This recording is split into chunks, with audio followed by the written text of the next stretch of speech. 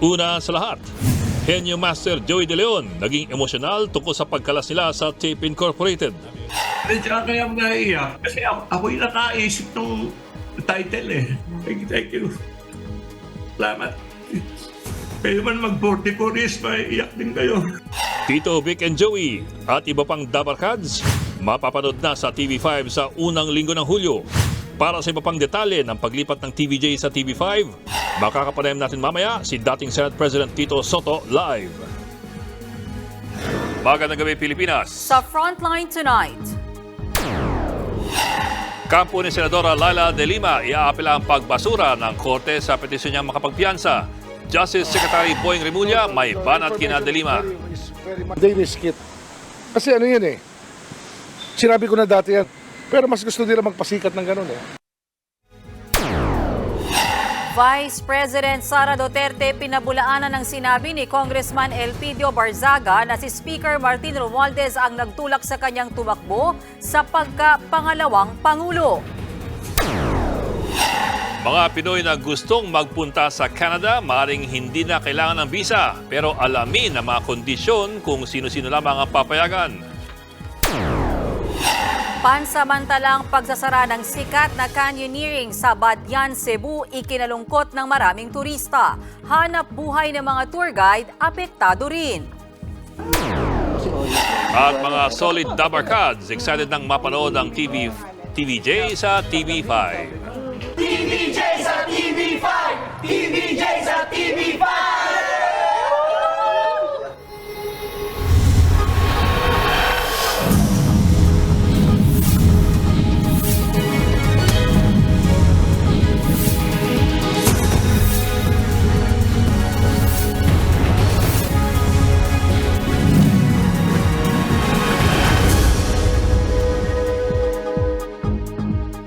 Hindi pa rin makakalaya si dating Senadora Laila De Lima matapos ibasura ng Muntinlupa RTC ang petisyon niya makapagpiyansa sa natitiran niyang kaso kaugnay sa illegal na droga.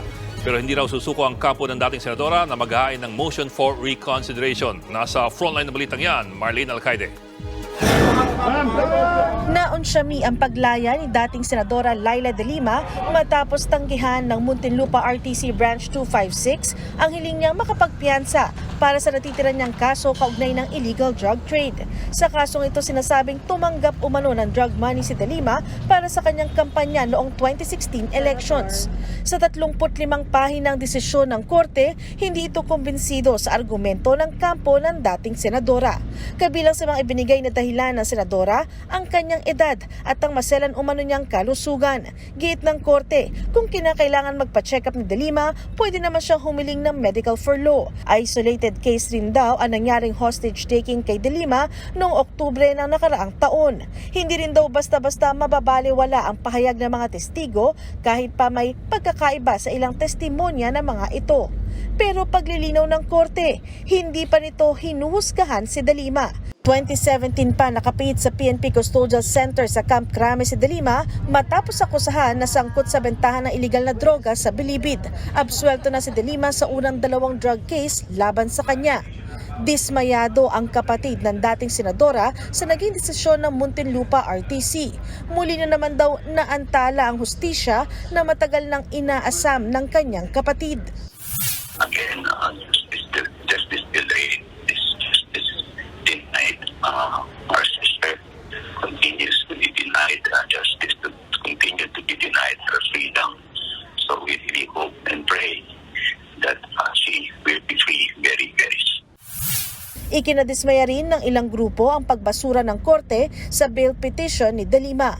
Ayon kay Gabriela Party List Representative Arlene Brosas, mariin nilang kinukundina ang patuloy na pag-usig sa mga kritikong lumalaban sa mga anti-poor policy ng pamahalaan. Ang grupong Akbayan nanawagan naman kay Pangulong Bongbong Marcos na itama na ang pagkakamali na nakaraang administrasyong Duterte at palayain na si De Lima. Wala pang pahayag ang Malacanang kaugnay rito. Para naman kay Justice Secretary Boy Remulla, sana raw ay ginaya na lang ng mga abogado ni De Lima ang ginawa ng kampo ni Gigi Reyes imbis na questionin ang merito ng kaso. Matatandaang napalaya si Gigi Reyes nitong Enero sa kanyang kaso kaugnay sa pork barrel scam matapos katigan ng Korte Suprema ang kanyang habeas corpus petition. Kinwestiyon ni Reyes ang 9 na taon niyang pagkakakulong na labag umano sa kanyang constitutional right sa mabilis na pagdinig ng kanyang kaso. They risk it. Kasi ano yan eh, sinabi ko na dati yan, we would not have objected if there is a petition for bail based on humanitarian grounds because siya, after all, 6 years na siya. Pero mas gusto nila magpasikat ng ganun eh. O kaya magparinig at magpahiwatig na ang tingin nila eh, kayang-kaya nila yung kaso. Sabi naman ng abogado ni Senator De Lima, maghahain sila ng motion for reconsideration. Umaasa raw sila na sa pamamagitan nito, makikita ng korte ang posisyon nilang hindi katanggap-tanggap ang testimonya ng mga convicted na kriminal. Nagbabalita mula sa Frontline, Marlene Alcaide, News 5. Lusot na sa 2 drug cases pero mukhang sabit pa rin sa pangatlo. Yan po ang sitwasyon ngayon ni dating Senadora Laila de Lima matapos i-deny ng Muntinlupa RTC ang kanyang petition for bail. Balikan lamang po natin ang 3 kaso na hinain laban sa dating Senadora nung panahon pa ni Pangulong Rodrigo Duterte. Inaresto si de Lima noong Pebrero 2017 dahil sa mga testimonya ng ilang star witnesses na siya raw ang nakinabang sa Bilibid drug trade. Yan po ang mga testimonya ni dating Bucor Chief Rafael Ragos at aide ni de Lima na si Ronnie Dayan, nagbunga ng 3 magkakaugnay na drug cases laban kay de Lima sa 3 Muntinlupa Regional Trial Courts or RTCs. Ang criminal case number 17165, nag-extort daw si de Lima sa Bilibid inmate na si Peter Co para sa kanyang 2016 senatorial campaign. Pebrero 2021, dinismiss ang kasong ito ng Muntinlupa RTC Branch 205 dahil sa kakulangan ng ebidensya. Ang pangalawang kaso, criminal case 17165, hinain naman sa Muntinlupa RTC Branch 204, inukusan si de Lima ng violation ng Dangerous Drugs Act, partikular ang sale, trading, distribution ng illegal drugs sa Bilibid. Inakusahan din si de Lima at si dating Bucor Chief Rafael Ragos ng pag-extort ng pera sa mga inmates para sa kanyang 2016 senatorial campaign. May 12, 2023, dinismiss din ito ng Muntinlupa RTC matapos mag-recant si Ragos at si Ronnie Dayan. At ito ngayon ang natitirang kaso laban kay de Lima, ang criminal case 17167 nakasampa sa Muntinlupa RTC Branch 256. Mapapansin po ninyo na ang mga kasong ito ay hindi po nalalayo sa 2 naunang kaso, conspiracy or tolerating drug trade sa loob ng Bilibid at ang pagkolekta daw ng pera sa mga inmates para sa kanyang senatorial campaign. Kung halos pareho ang kaso, bakit pa rin pinaghiwa-hiwalay sa korte? Marahil dahil magkakaiba rin po yung ibang mga akusado. Ang tanong naman ng ilan, bakit ang halos kaparehong kaso na na-dismiss sa 2 korte hindi naman lumusot sa pangatlong korte? Ngayong araw kasi dininay nga ng pangatlong korte ang petition for bail sa dahilan daw na malakas naman ang ebidensya laban kay de Lima.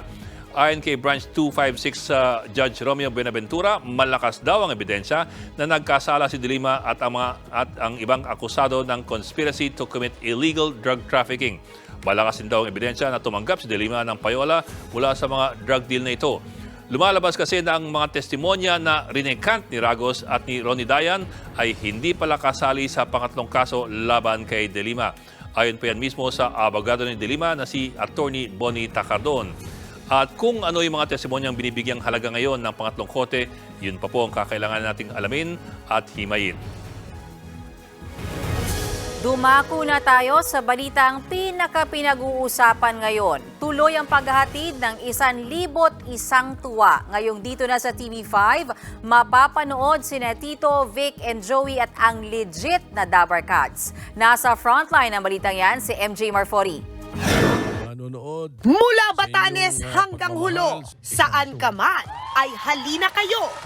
Dito sa TV5, ang bagong tahanan ni Tito, Vic at Joey kasama ang buong legit Dabar Cats. 95% ng involved sa production, including the host, ay kasama namin.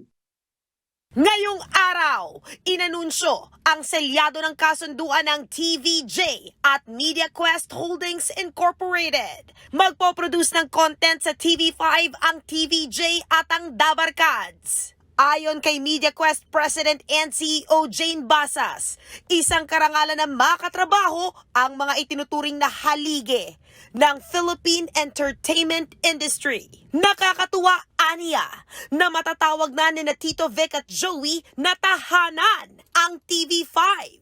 Dahil sa makasaysayang kasunduang yan, halos buong araw ng trending ang hashtag #EatBulaga-TV5. Pero sabi ni Tito Soto, hindi pa tiyak kung Eat Bulaga pa rin ang gagamitin nilang title ng programa. Sa akin, it's my personal opinion na yun ang gagamitin namin. Nag-iisip sila ng mga temporary title until masettle ito kung ito'y magkakaroon ng issue. Pero as far as I'm concerned, history and the law is on our side on this issue. Kami yung Eat Bulaga. Ang sigurado sa ngayon, tuloy ang paghahatid nila ng saya sa mga legit Dabarkads. Sabi ni Tito Sen, may mga niluluto na silang bagong segment. We plan to have new portions, na kami mismo, nung pinag-uusapan lang namin yung mga new portions nila, natutuwa kami, ang gaganda, mga bago pa.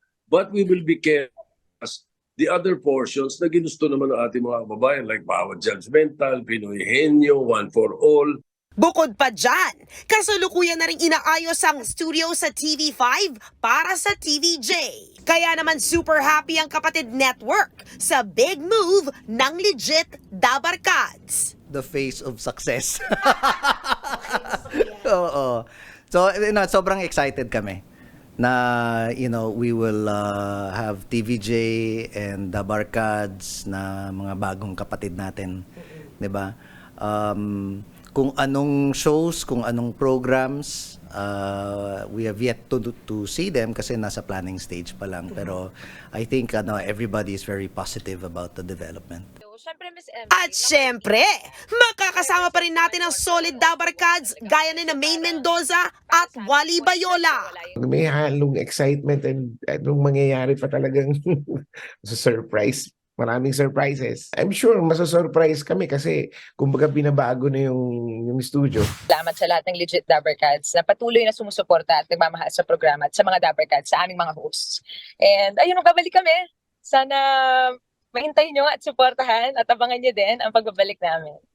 Sa unang linggo ng Hulyo o baka mas mapaaga pa, posibleng mapanood ang bagong programa ng TVJ at legit Dabarkads sa bago nitong tahanan. Saan man kami dalhin ng tadhana, tuloy ang 1,000 tuwa. Nagbabalita mula sa Frontline, MJ Marfori, News 5. Naging emosyonal si Henyo Master Joey De Leon nang pag-usapan ang pagkalas nila sa Tape Incorporated. Sa panayam kanina ng Frontline Pilipinas, naiyak si Joey nang matanong siya kung nasaktan ba sila sa nangyaring hiwalay nila ng tape. Sabi pa ni Joey kung kailan sila tumanda ni Tito Vic at Tito at Vic Soto, saka pa raw sila naharap sa gantong kontrobersya. Tayo na ang pinakamagandang halimbawa ngayon na may mga pinagkakatandaan. Tayong pinagkatandaan. Kaya ako naiiyak. Kasi ako'y nakaisip ng title . Ang dagdag pa ng Henyo Master sa kanilang pagbabalik telebisyon, lalagyan daw nila ng twist ang mga segment na sinubaybayan ng Dabarkads gaya ng Pinoy Henyo at Bawal Judgmental. Nagpasalamat din si Joey sa mga patuloy na sumusuporta sa mahigit 4 na dekada nilang programa. Sa lahat ng kababayan natin, the people like you, yung mga sa media lahat thank you. Salamat. Kayo man mag-44 years, maiiyak din kayo. Susunod, mga Pilipinong gusto mag-Canada, hindi na raw kailangan ng visa. Pero ano kaya ang mga requirements? Bagyong Chedeng posibleng maging severe tropical storm ngayong gabi o bukas ng umaga. At klase sa ilang paaralan sa Batangas sinuspinde dahil sa patuloy na pagbuga ng usok ng Bulkang Taal. Magbabalik pa ang Frontline tonight.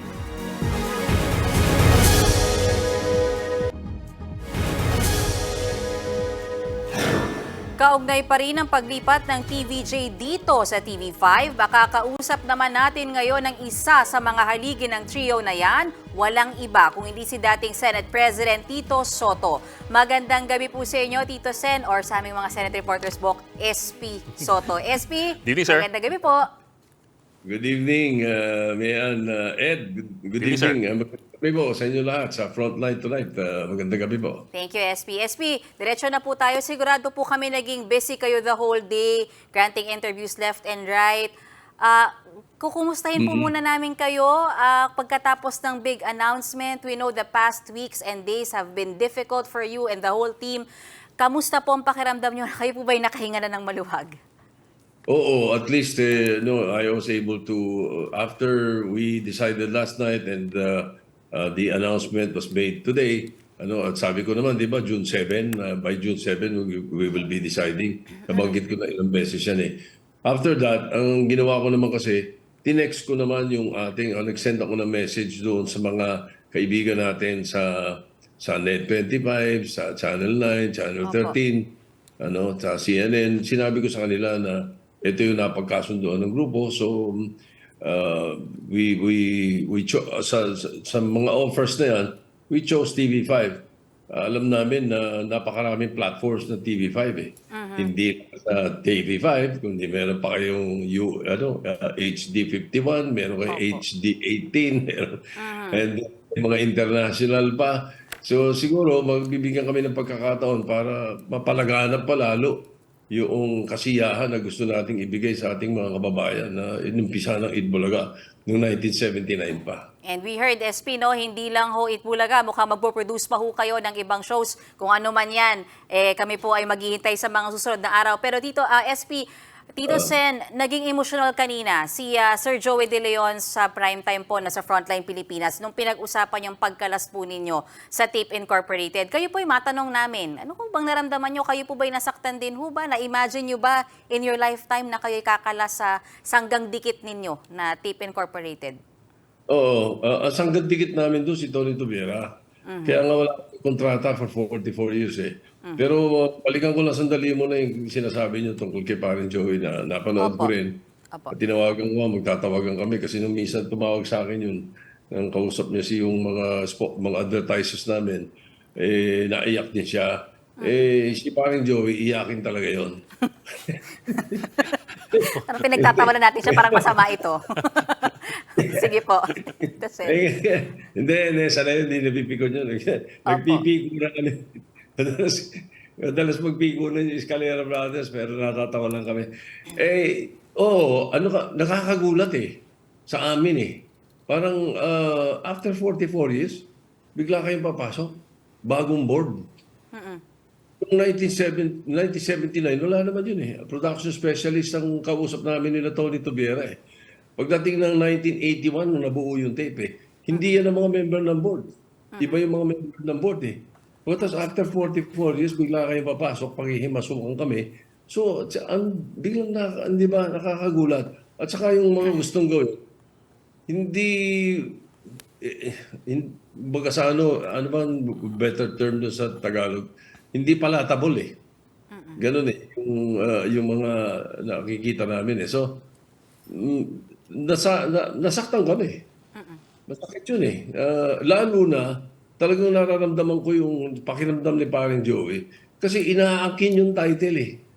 Si Paring Joey gumawa nun eh. History and jurisprudence and the law are behind us. That we own Itbulaga. Joey De Leon owns the name Itbulaga. It's the law says the moment of creation. In the time of creation, the creator is the owner of the work. Ganun yun eh. Malinaw yun. At saka, isip mo, doon na lang sa common sense, 1979, Itbulaga. Inumpisahan namin. Si Joey ang nag-invento ng katagang Itbulaga. Si Vic ang gumawa ng kanta. 1981 pumasok yung tape eh. Paano naging inyo? Di ba? Well, sir, kasi sir, 1979, first year high school ata ako noon eh. Nagkakagulingan Okay, tayo. napunta tayo sa edad ha. Sige. Pero sir, kasi, well, of course, we're not lawyers eh. In the end, we'll have to leave it to the lawyers and the court eh. I'm just wondering, sir, kung ano yung patakaran pagdating sa ganyan? Kasi some might argue, and I suppose some are already arguing, na in the end, the name or the copyright belongs to the company that formally, I don't know, that formally is in Launched possession it. of the Yeah. of the program. Yes, sir. Hindi. There's no such thing. Basta ang nasa batas basta copyright ang pinag-usapan. Kahit hindi i-copyright, kung sino nag-create, hindi niya binebenta, wala siyang pinagbibigyan, hindi niya binibigay sa kahit kanino, siya may-ari noon. Yun, maliwanag yun. So, Ngayon, sa sinasabi nilang trademark, kasi sa trademark, yung first to file, Yes. yun ang Yes. survey, no? Kaya kiniklaim ng tape na sila They filed may-ari, it. file sila. Yes. Nag-file sila ng trademark for section 16, 22, and 25. Alam niyo kung ano yun? Merchandising, goods. Kami nag-file ng section 41 eh.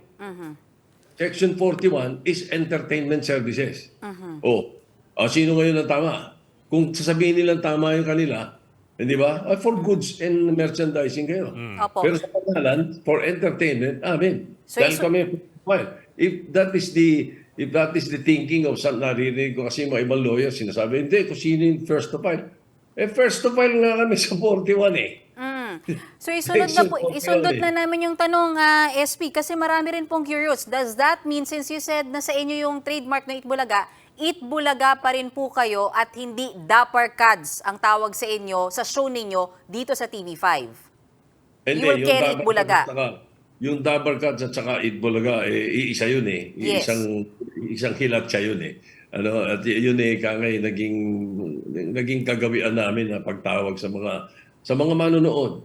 Yes. Kaya legit Dapper Cats kasi legit talaga. Dahil matagal ka nang nanonood ng Itbulaga or kangay nakikiisa ka sa amin. But then again, nabanggit nyo lang yan. Pero sana ang gusto namin dito, because we have now entered into an agreement with the Media Quest, we would want to go move forward.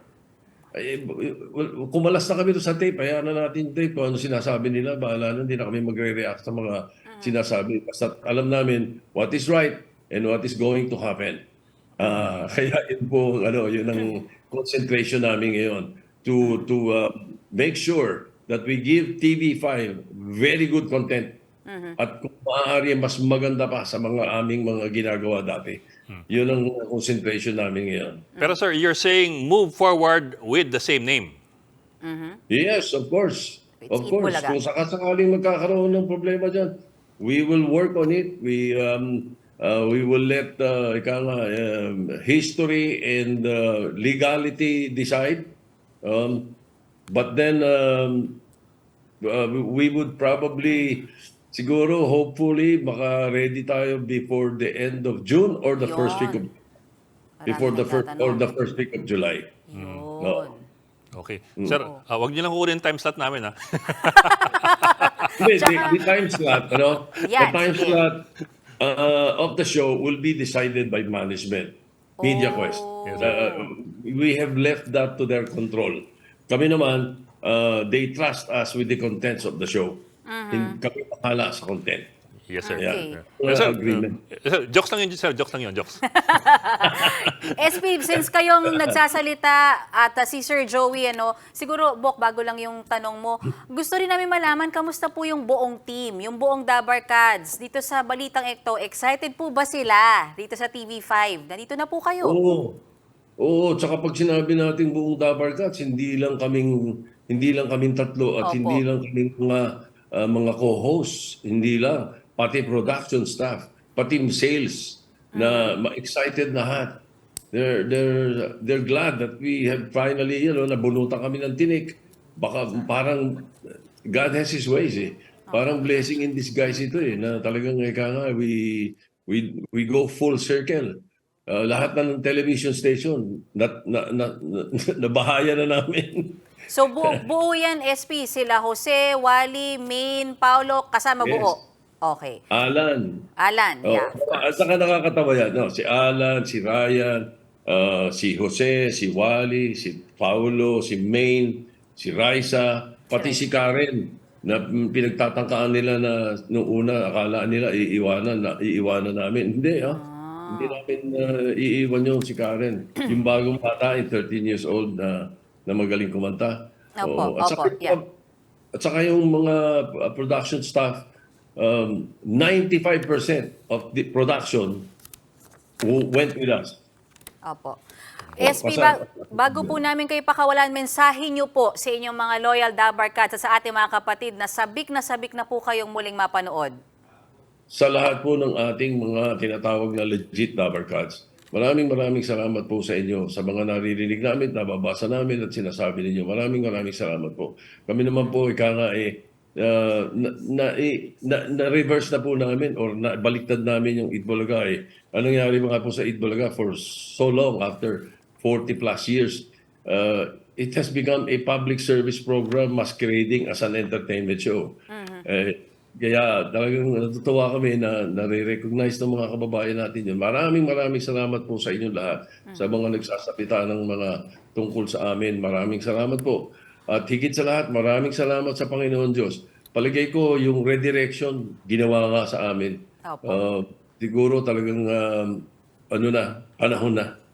It's time. Opo. Maraming salamat sa inyong oras sa ating Senate President Tito Soto. Welcome po sa TV5, sir. Ed. Thanks, sir. Thank you po.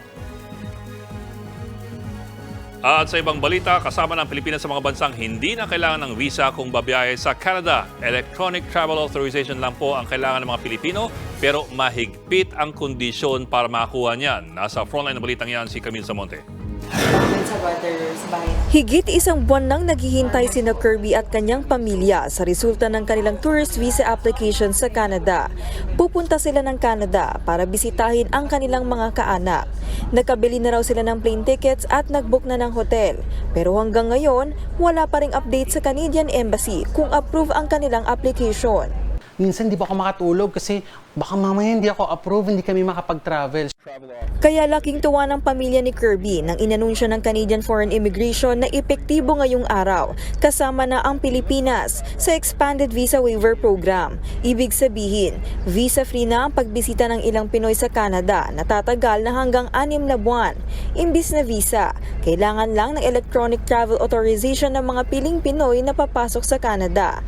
Qualified dito ang mga may Canadian visa sa nakalipas na 10 taon at may kasalukuyang valid na US non-immigrant visa. Swak ito kina Kirby dahil kakakuha lang din nila ng US tourist visa.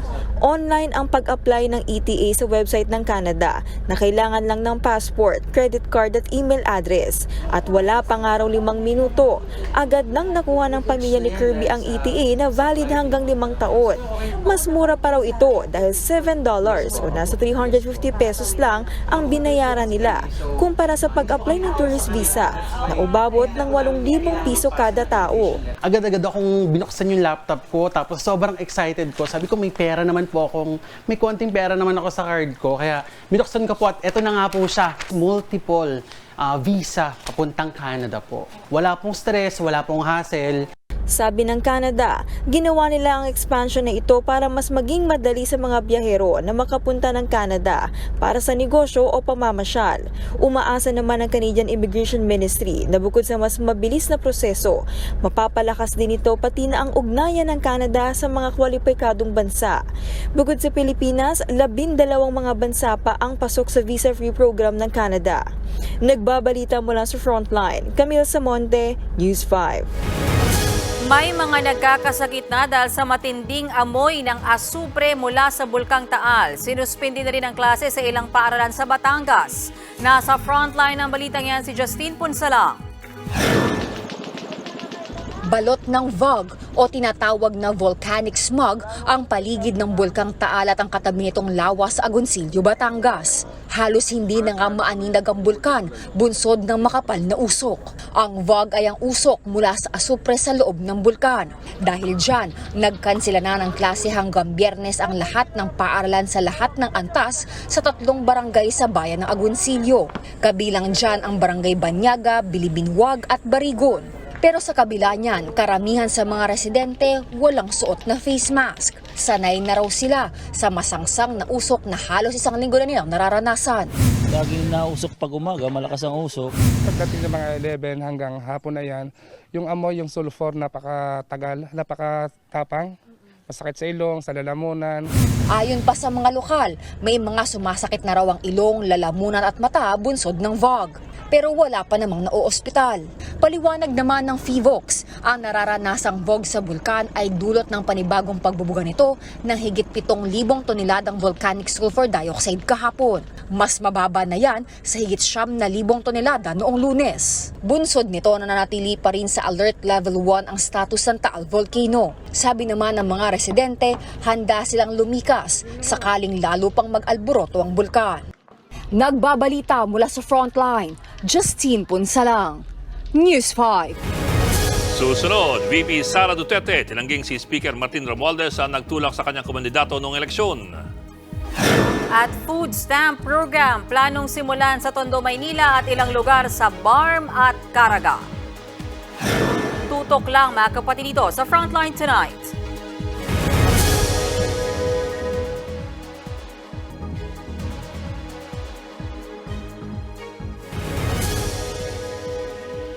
Wala raw kinalaman si Speaker Martin Romualdez sa desisyon ni VP Sara Duterte na tumakbo noong nakaraang eleksyon. Yan po ang sagot ng bise sa pahayag ni Cavite Congressman Elpidio Barzaga Jr. na malaki raw ang naitulong ni Romualdez sa vice presidential campaign ni Inday Sara. Ang buweta ni VP Duterte, si Senator Amy Marcos daw ang nagkumbinsi sa kanya na tumakbo sa pagkapangalawang Pangulo. Wala raw kinalaman si Romualdez sa kanyang naging desisyon. Maling impormasyon daw ang nakalat ni Barzaga o napaniwala ang congressman sa isa umanong kasinungalingan. Dagdag pa ni VP Sara, walang puwang sa politika ang mga hindi nakakaintindi na bahagi lamang ng demokrasya ang mga pagtatalo ng mga politiko. Dating magkapartido sina Romualdez at Duterte sa Lakas CMD.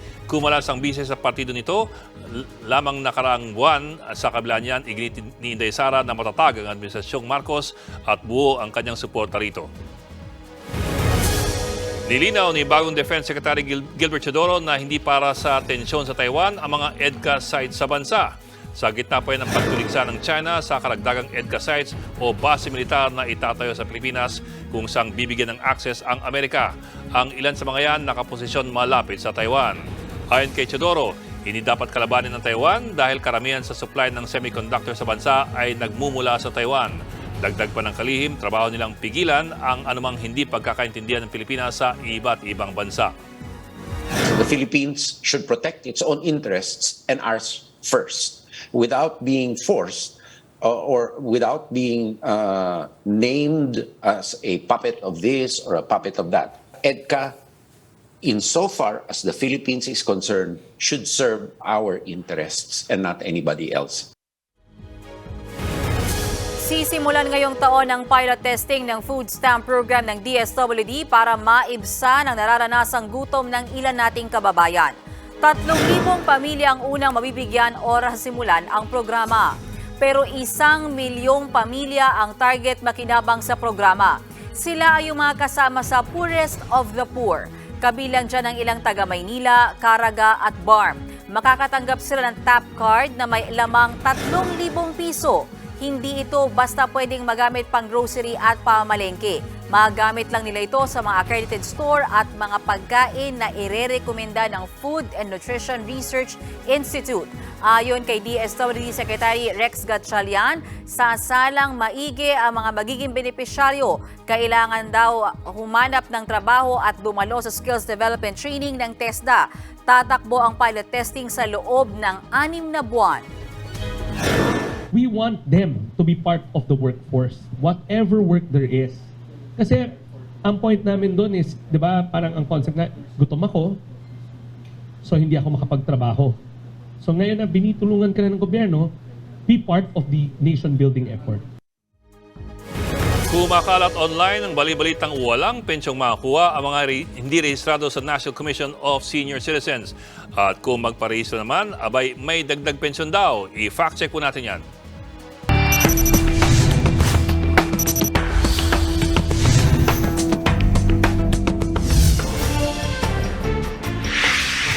Mga seniors hindi raw makakuha ng pensyon kapag hindi rehistrado sa National Commission of Senior Citizens.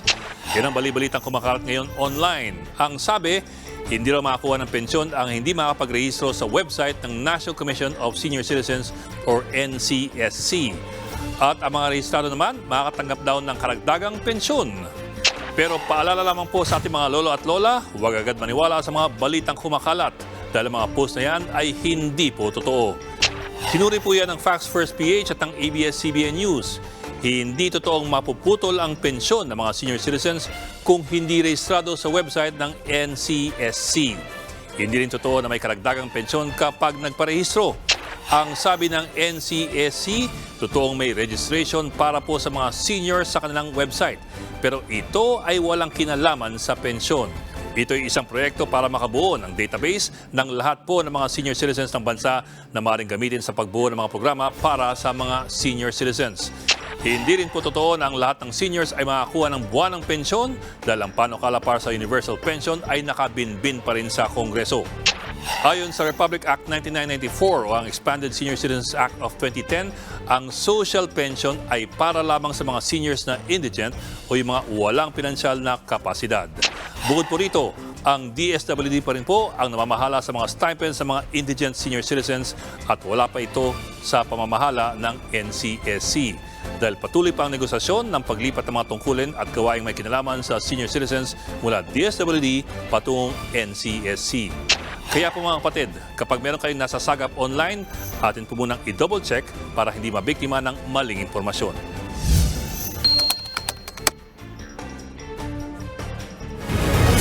Abangan, hanap buhay ng daan-daang tour guides. Paano na ngayong isinara muna ang sikat na canyoneering sa Badian, Cebu? At mga solid Dabarkads, excited na sa pagbabalik telebisyon ni Tito Vic and Joey dito sa TV5. Tuloy-tuloy ang balitaan dito sa Frontline Tonight.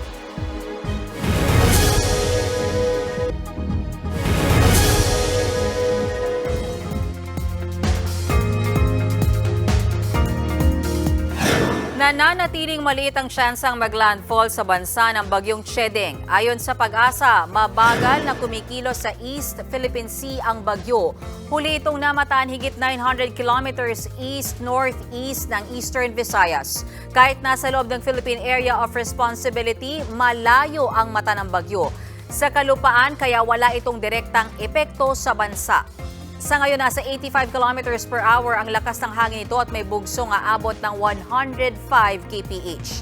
Hindi inaalis ng Pag-asa ang posibilidad na lumakas pa ang bagyong Chedeng na posibleng maging severe tropical storm ngayong gabi o bukas ng umaga.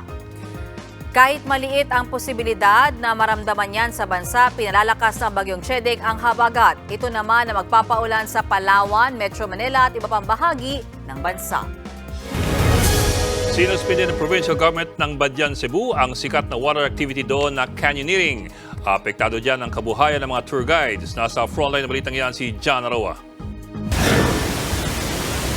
Mga nakaharang na punong kahoy at mga sirang struktura. Yan ang makikita ngayon sa Kawasan Falls sa Badian, Cebu na dating dinarayo ng mga turista. Mahigit isang taon nang sarado sa publiko ang Kawasan Falls mula nang manalasa ang bagyong Odette. Narito tayo sa itaas mismo ng Kawasan Falls kung saan makikita natin sa mga oras na ito ang may mga sanga ng punong kahoy doon. Ayon sa lifeguard na nakausap natin dito sa Kawasan Falls ay tinangay ito ng malakas na agos ng tubig mula sa itaas ng bundok papunta dito sa ibaba. At hanggang dito naman makikita din natin sa ating kinatatayuan yung mga bitak-bitak o yung mga bato, malalaking bato mula doon sa bundok na yon. Humina na rin ang pundasyon ng ilang struktura dahil na rin sa mga nakaraang bagyo na tumama sa Cebu. At para masiguro ang kaligtasan ng mga turista, sinuspindi noong Biyernes ng provincial government ng Cebu ang sikat na tourist activity na canyoneering sa munisipalidad ng Badian. It's because we still have structures na yet to be removed. Makita talaga yung beauty, natural beauty sa area. So, needs to be removed pa yung mga structures, especially within sa easement zone. Dati sa halagang 1,500 pesos, mai-enjoy na ang nasa 2 hanggang 4 na oras na canyoneering experience. 7 talon ang kailangang pagdaanan, huli riyan ang Kawasan Falls. Sa dami ng dumarayong turista noon, si Wilson, tourist guide, kumikita raw ng 1,200 pesos kada araw. Pero dahil sa temporary closure, ang hanap buhay ni Wilson, apektado. Malaking epekto, lalo na ito talaga yung pinagkukunan namin ng kabuhayan. As ako, pamilyado, so apektado talaga.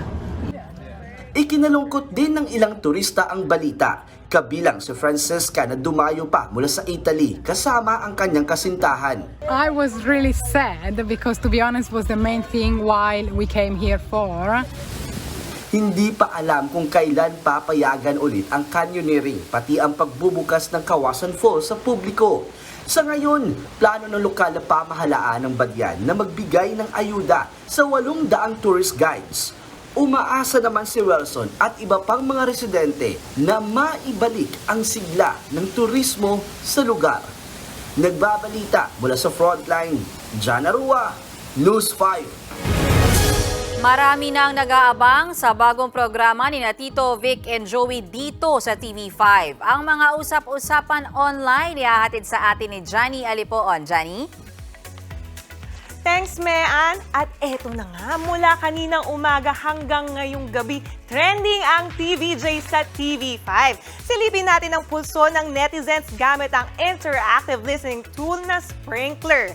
In the last 24 hours, maraming netizen ang approve sa paglipat ng TVJ dito sa TV5. Umabot sa 85.8 million ang overall reach of visibility sa mga social media platform gaya ng Facebook, Twitter at Instagram.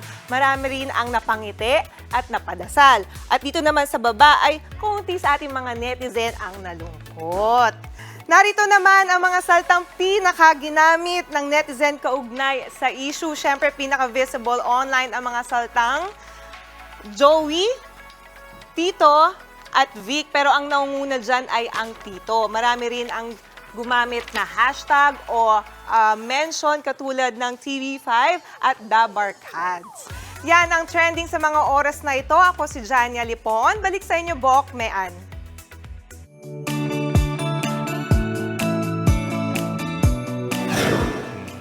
Basta lang hindi mag-10:45 yung... Tsaka sana pa rin tayong sumali dun sa Pinoy Henyo sa mag-practice tayo ng Naku, Pinoy patay tayo dyan. Henyo. Pwede, oo. Hindi. Halatang nag-practice. Okay, para mas ating pa ba ang pamag-good night, para matigil na ito. Maraming Dabarkads ang excited sa paglipat ng TVJ sa TV5. Hoy, mula kalsada hanggang social media, inaabangan ang pagbabalik ng 1,001 tuwa. Ang sabi sa isang tweet, sigurado magiging maganda ang kalalabasan ng paglipat ng TVJ sa bago nilang tahanan dito sa Kapatid Network. Ang isang netizen naman, nagpatay muna daw ng TV at bubuksan na lamang kapag nagsimula na raw ang TVJ sa TV5. Nag-trending sa Twitter ang hashtag EatBulaga.TV5. Patunay na miss na ng marami ang TVJ at ang legit na Dabarkads. TVJ sa TV5! TVJ sa TV5! Since nung malit pa ako, andyan na sila. Kumbaga, they are already a family sa buong Pilipinas. Yung banding nilang tatlo, yung puro katatawanan po pagka silang host talaga. Masaya naman kasi kahit paano, may nalipatan sila. Nasaan ka ng 1979? Pinapanganak, huwag kang ikaw, first year high school ka, ako hindi pa. Oy, pero Itbulaga, din ako, batang Itbulaga din. Ikaw? Wala lang, syempre. Lunch time yun, kumakain ako nun eh. Masaya tayo dyan. At yan po, 45 minuto pang himay sa malagang headlines. Balita na diskusyon para sa paghubog ng matalinong opinyon. Kami yung kasangkas sa pagbabalita. Ako po si Mean Los Baños. Ako na po si Ed Lingao. Magandang gabi.